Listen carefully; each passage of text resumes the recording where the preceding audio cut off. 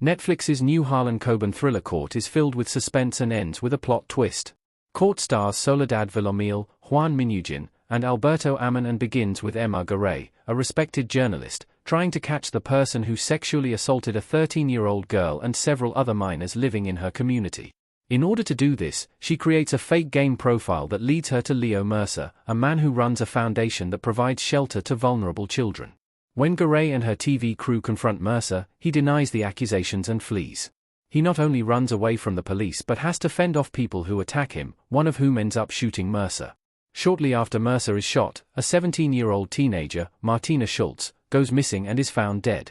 Mercer is blamed for her death, but there is no evidence tying him to her murder. As Garay continues looking into Martina and Mercer's deaths in the Netflix original series, she finds her real killer and uncovers a conspiracy involving one of Mercer's friends. Is Leo Mercer still alive in court? Fatsu took the law into his hands.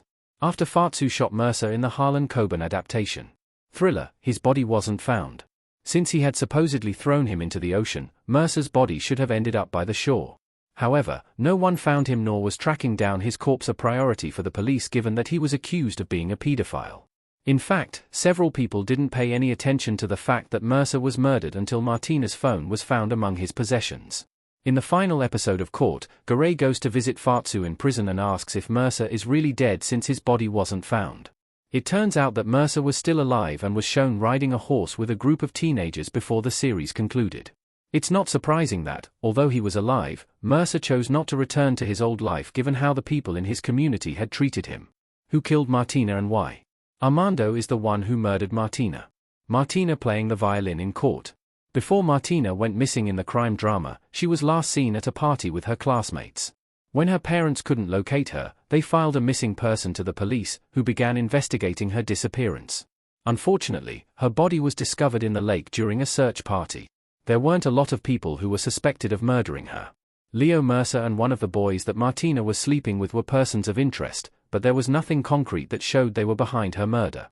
Garay is the one who ends up figuring out who killed Martina. When the journalist saw a picture of Martina at Armando's house, she put two and two together and deduced that he was the one who killed her. Armando and Martina left the party together on a boat and went to his house where they hooked up. After seeing the video that Garay had posted which showed her accusing Mercer of being a pedophile while she was in Armando's house, Martina called Marcos and accused him of using her. Martina confessed about the part she played in what happened to Mercer when Armando confronted her, and an angry Armando, who was close to Mercer, accidentally pushed her down the stairs where she broke her neck and died. Instead of reporting what had happened, Armando and his mother covered up the crime. His mother explained to Garay that she only wanted to protect her son and begged her not to tell the police. Despite how sorry Garay felt for them, she reported Armando to law enforcement because Martina's parents deserved to know what had happened to their daughter. What happened to Marcos in Court's finale? Marcos died by suicide in the finale of Court. Emma and her Bruno in Court. Marco grew up with Mercer and the two were close friends. After Marco was found guilty of embezzlement, he was fired from his company in Buenos Aires and was forced to move back to his hometown. The foundation that Mercer ran used to belong to Marco's family, and he desperately wanted it back because he was in financial trouble. He tried to force Mercer to sell the land, but he refused to do so because he knew the kids were happy there. There was a law that stated that if one of the owners of a foundation was involved in a scandal or broke the law, they would have to give up ownership of the land, and it would go up for auction. Marco figured out that this was the only way he would be able to sell the property.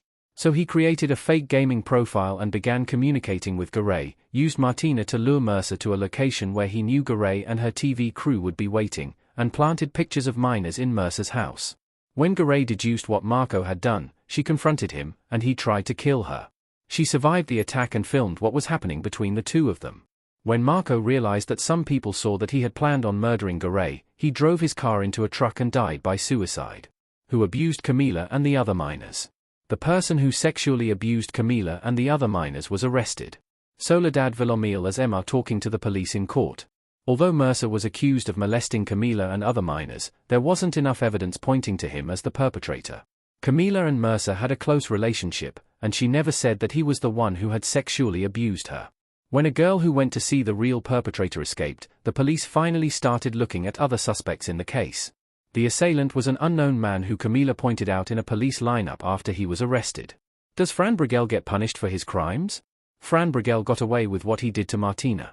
The cast of Netflix's Court from Harlan Coben. When Garay was trying to figure out what happened to Martina, she realized that the teenager and Fran Brigel, a rich and powerful man, knew each other. Martina had an account on a website where she posted sexually explicit videos. One of her viewers was Brigel, who sent her money and flew her over to one of his hotels where he wanted her to film a live video. Although Brigel had inappropriate conversations with a teenager, paid her, and tried to sexually assault her, he didn't get charged or arrested for anything. This in itself isn't surprising because most people, including the police, were scared of him and didn't want to get on his bad side because of how powerful he was. The real meaning of Court's ending. Court's finale was very dark. Although Court is a great whodunit TV show, it delves into some dark themes. People turned on Mercer the moment he was painted as a pedophile even though there wasn't sufficient evidence to convict him. Camila's father took the law into his hands and ended up killing an innocent person. Marco, on the other hand, ruined his friend's reputation to get something that he believed was rightfully his. Court's season finale is a cautionary tale about one taking the law into their own hands. If some of the characters in the series had taken the time to question and investigate the info they had, then Mercer's public shunning wouldn't have happened.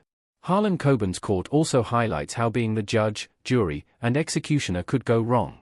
Although Fatsu believed killing Mercer was the right thing to do, he only ended up hurting himself and his family.